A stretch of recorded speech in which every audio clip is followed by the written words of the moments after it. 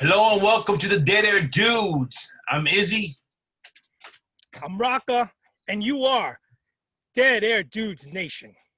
Thanks for tuning in. Dead Air Dudes Nation. Welcome to another episode of the Bad JuJu series, part 7.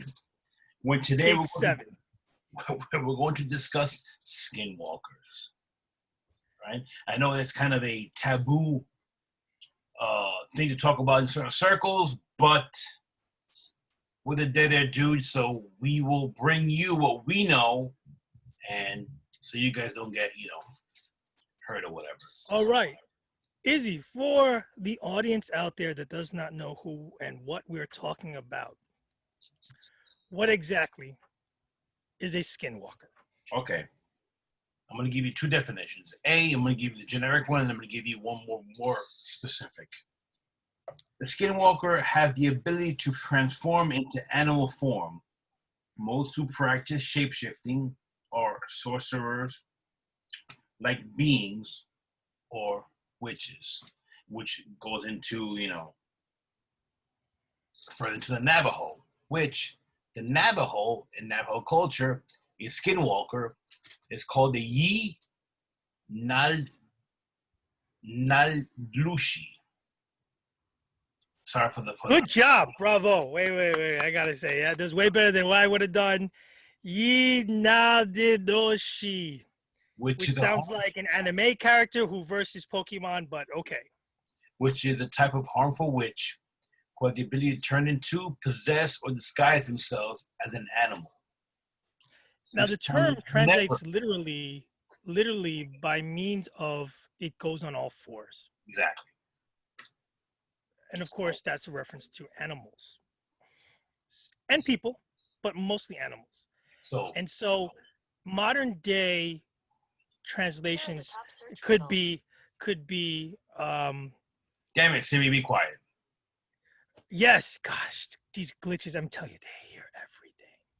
But modern day people extend it to objects, inanimate and animate, but animals and people, other people, and we won't go further into other things such as the aliens. But we're gonna go more into what is like your traditional skinwalkers, which is your Native American Navajo definition. So let's get into it. All right, the Navajo themselves are afraid to even speak of this. Okay. Now, why is that? Why are they reluctant to delve deep to non-Navajo cultures? Well, because their understanding. Because basically, it's if you speak of it, then they will latch on to you, and they will turn and try to do something to you. Basically, because I'll delve deeper into it, but supposedly they have, not only can they shapeshift or skinwalk into coyotes, wolves, owls, snakes, foxes, things of that nature, but also when in form, they can also possess, and they can make you do things you don't want to do as well. Okay, so it's not only you don't speak of it, because when you speak of it, they will turn to you and they will try to hurt you, essentially. All right. Now, originally, it was high priests or medicine men who were originally guardians of the. This is like early on. They were guardians of the tribe, meaning they were good or potentially good at that point. You know what I mean? And like you said before, it means go on all fours. You know, I mean, they were scouts. So after they were established as scouts, the white man took over, obviously, and used those scouts. And then they gave them more power, while they were enslaving the Navajo. So with more power, these high priests and everything, they felt, you know what I mean? They turned from being good, quote unquote, to not so good. You know what I mean? And that's how the legend goes. You know, if you speak to Navajo, who even tells you any of this? You know what I mean? I saw a couple of videos, in particular one from the Crypid Hunter, and he had a video upon this, which he went into further detail. So if you guys get a chance, we'll leave the link at the bottom, and we'll let you know so you guys can watch the video and follow him. He's got really good stuff, you know. So so they use him as spies essentially also, and the other legends say that they use the skills to escape capture. All right. After that, eventually they became evil, which in turn the tribes shunned them and kicked them out of the tribes.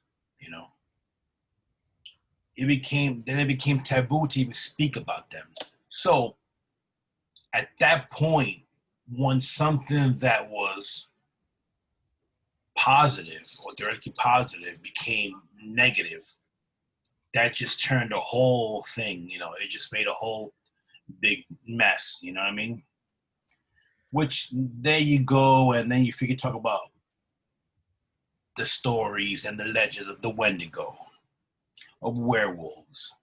They're all similar. Even berserkers in Norse culture, they're, you know, all also considered shapeshifters, you know, skinwalkers, I suppose, whatever you want to call them. You know? So now, from here on, I'm going to discuss more about their weapons and how to kill them. But before I do that, you know, Rocka, you give me something, you know, let me know, you know, any questions or, you know. Well, I've heard also globally that, I don't want to use the term shapeshifters, but it's analogous here. These skinwalkers, you see it in Sumerian, Mesopotamian, Judeo-Christian lore. I mean, what was the tempting animal in the Garden of Eden? Snake, which has been transformed from devil, demon, fallen angel. Yes, so globally, Hindu texts, Native American, not just confined to the Navajo, all globally throughout the world, there's folklore embedded deep in thousands, if not more, years of culture where certain people have the ability to transform themselves into different things, animals, creatures, what have you. They also globally commonality with witch doctors, healers, witches, the like, is that, and this is kind of hard for people to grasp, not hard, but hard maybe to accept. You have to learn both good and evil, the yin and the yang. So, and it's really up to the individual priestess or person, shaman, whoever is in power with this knowledge, to how they use it. Case in point, Mulan, as we just recently saw. So absolutely. So this is something that it's embedded into the topic of the day that we're talking about, is that just as you are empowered to use these abilities to penetrate your enemies, to spy, to retrieve weapons, maybe to save a kidnapped person, whatever it may be, there's also aspects of, I don't know if we call it dark arts, magical arts, good arts, whatever. There is an aspect of this that you have to learn both sides. And sometimes the old cliche is true. You have to use evil to do good, and vice versa. Sometimes you do good and it's really, you know, sinister. Hey, you said so before, that's just a yang, and yin and yang is the perfect explanation. I mean, there's, you know, I mean, for there to be good, there has to be evil, and for evil to be good, it's all. People don't want to realize that. They don't want to understand that it's all connected, you know. So, you know, and the fine line between good and evil. This is not like a Star Wars trilogy where there's the Force and there's the dark side. There's probably more gray. there's more gray area than there is black and white. Yes. And so I just want a little, that's a little tidbit. Now, yeah, question. In the Navajo culture in particular,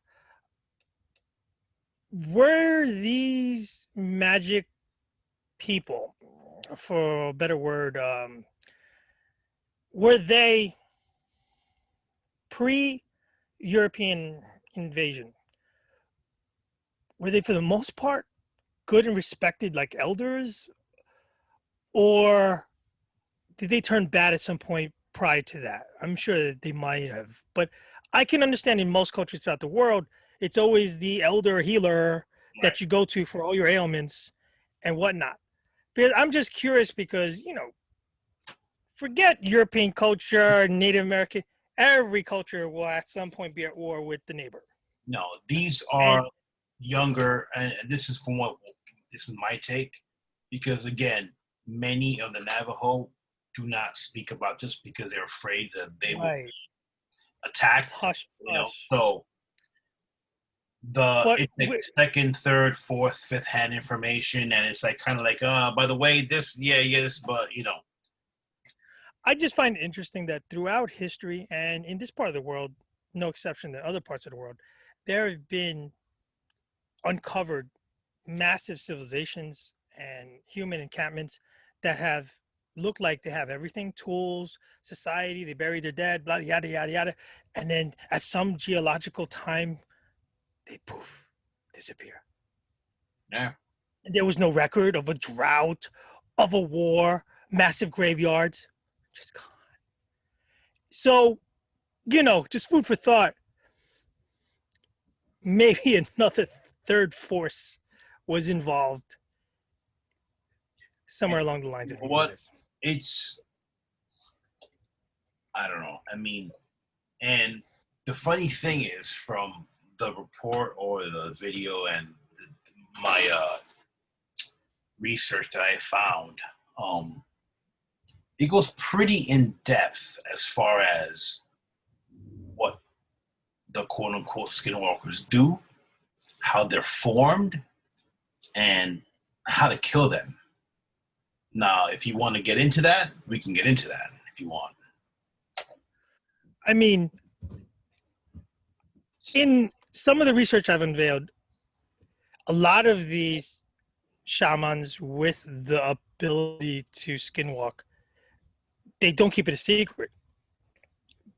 A lot of them wear the skin of the particular animal. Maybe it's their favorite go-to one, whether it be a wolf, a coyote, a snake, whatever. They wear the skin of the particular walker they're going to assume.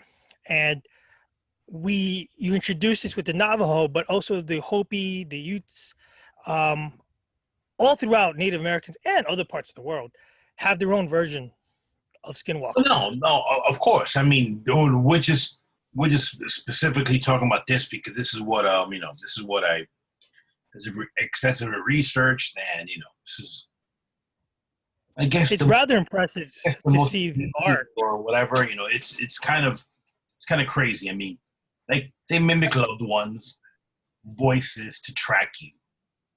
They mind control via eye contact, like I said before, which is why it gets creepy there.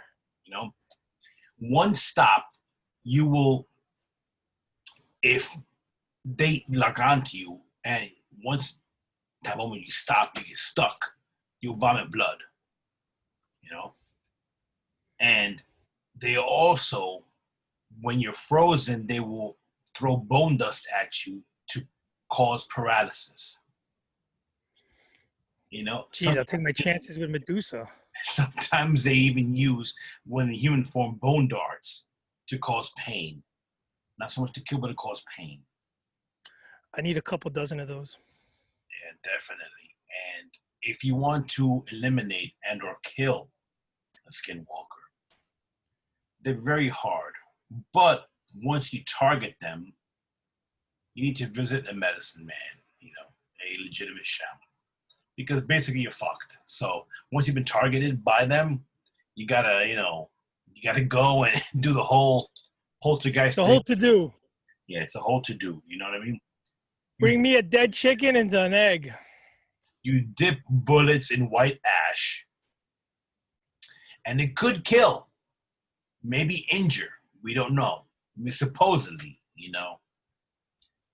Then, if you know who the Skinwalker is, you say their human name out loud. And you tell them, I know who you are. You're a Skinwalker.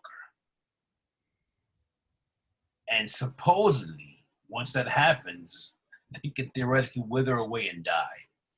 But, you know, hey, I don't intend to try it out. So, Well, I do the next panhandler that comes my way very aggressively. silver bullets do not work because they're not werewolves. Okay? The eyes stay human and they're bright red. Right on cue. Bright red. Love the sound effects. They walk like men and they have a mangled gait. So essentially, you're not necessarily. It's almost like a. Wait, that was you. 2:00 in the morning, stepping out of the bar. That was me. Bright red eyes and mangled gait. Mangled gait. So I mean, the way they describe it, it's not so much like you say, "Oh, a werewolf transformed into a wolf," and you see a wolf coming down, and you're like, "Hey, wolf, how are you doing?" No, it's kind of like a mangled, jacked up freaking creature. They're like, "Oh shoot," you know. If you get to see it, you're pretty much effed, you know. So, yeah. I gotta say, I've come across in researching this topic some very impressive artwork, from totem poles to figurines to sketches. We're definitely going to, throughout this broadcast and throughout the YouTube video, we're going to try to put up a couple of definitely, yeah, very impressive pics. But you could tell from the intricacies that, you know, in society where you don't just do paintings every other day, they took time. It was a big part of their society to depict them. You know, most of the time you're working hard, you're hunting, you're gathering, you're having your family, you're staving off enemies. A large time and portion of energy and resources were devoted to artwork on this particular topic. So yeah, it's quite telling. It's definitely interesting. I mean, to supposedly kill a Skinwalker is even more labor intensive. It's very, very over the top, which is understandable if all this is true. I mean, why wouldn't it be? You know what I mean? It's very, very interesting. So, I mean, in all throughout many cultures of the world, up until this very day, there is some, where again, lack of a better term, superstitious or magical belief of transposing your will, like you had mentioned, mind control, Manchurian candidate type stuff without the technology, put somebody under a spell or a trance, hypnosis if you want, all different forms. And they apparently have this power to morph into another form. Wow, it really takes it to another level. And definitely you could see how different societies have brought this up as an answer to very many unexplainable incidences, changes of opinions. Oh, we're going to go to war with that tribe over there. You know, witch doctor, do your thing. And all of a sudden, things are diffused without any kind of diplomatic meeting or whatnot. To transform into a Skinwalker, before I forget, I just want to put this out there, which is so over the top and so, you know, horror movie like that, it's got to be mentioned. You have to have some percentage of Navajo blood, okay, first of all. Then you have to sacrifice an immediate family member, okay? Whoa, now that's what I'm talking about. Talk about commitment. You have to perform necrophilia and cannibalism on the body.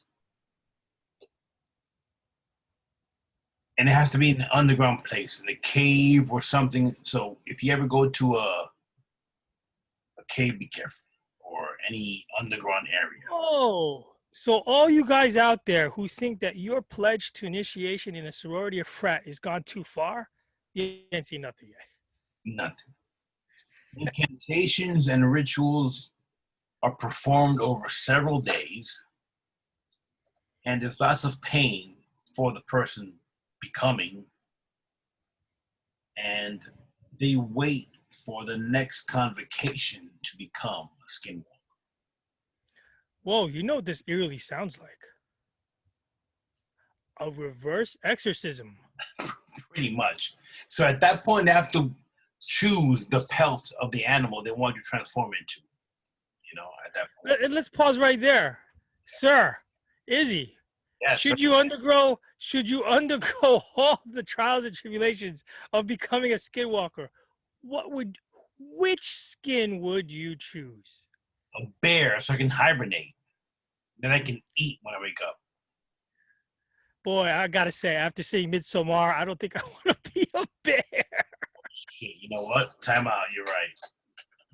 That was crazy. A lion? I think I would. I mean, Yeah, lion, bobcat. Oh wait, Wolverine. they're so small. I would have to have 6 pelts on me. Yeah, so Okay, sorry. Continue on. so basically the whole point comes, greed, envy, evil acts. It's all pretty much all as messed up as you might imagine. That's basically what you need to be. What you need to do to become, part of the clan, part of the, the union, or whatever you want to call it. Question: in modern day society, Yes. modern day Navajo society, are they more open about this, or they just glaze over it, or do they address it differently as more of a myth or real commonality? Even the younger folks, they acknowledge it from the elders, but they're more like, you know. But there is even, I'm not sure if you've even seen it. There's a show called Skinwalker Ranch, which there's been many sightings of skinwalkers within that ranch, and there's a cave and a whole big thing. There's many videos on the internet. You can look up on YouTube of people, and they see all kinds of ghouls, and this could even freaking go. This is what I'm saying. I don't even know. This could even go into urban legends like the Mothman and whatever else, or the Chupacabra and stuff like that, which you might think it's like some creature, and it could be a freaking skinwalker, or vice versa. You never know.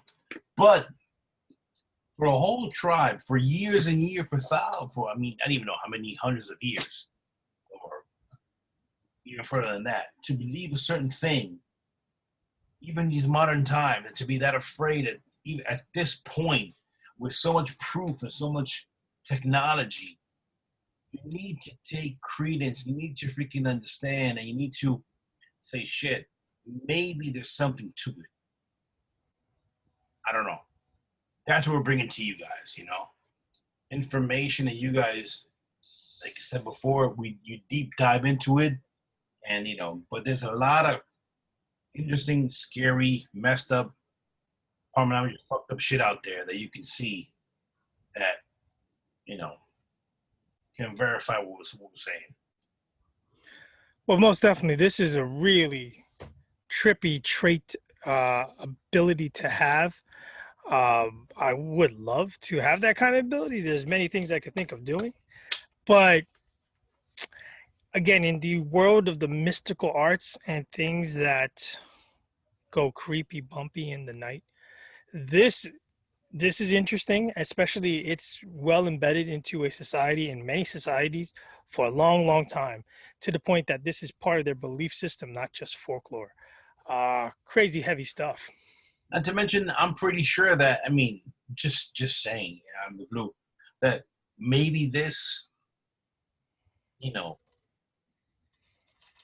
told someone or convinced someone or give them the idea of werewolf or lycanthropy or whatever, because it's all pretty much, I'm pretty sure that maybe not everyone was really bad and it was a curse or whatever. I mean, you never No, know. you know, you know, as you mentioned that, it just occurred in my head, like the concepts of vampires, werewolves, ghosts, goblins, Everything is possessed creatures, based upon, all of the above.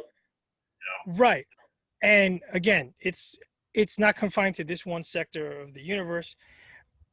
Every culture has had something like this, and it's born of it. Where again, where there's smoke, there's got to be some fire, and there's fire all across the world. Every culture. Food for thought, especially when you see something that goes in the night and you can't quite identify what it is and how fast it moves and should not be there. And we've all had those encounters. But creepy stuff. Your skinwalkers out there, again, arm yourself and be wary of who passes your way. Skinwalkers. careful the evil eye, the like. Exactamundo. And I don't think rosary beads help you, or holy water. Amen. What did you say? Chalk? No, what was it? Yeah, but Keep some powder on you? Well, all that good stuff. So, that being said, I hope you guys enjoyed this episode of the Bad Juju series as we continue to give you the creepy and hopefully the real news on all this good stuff. That being said, I'm Izzy. I'm Raka. Beware you skinwalkers, but always save the whales. Always save the wheels and be careful out there if you see some Google. Just walk away. All right, take care. Thanks.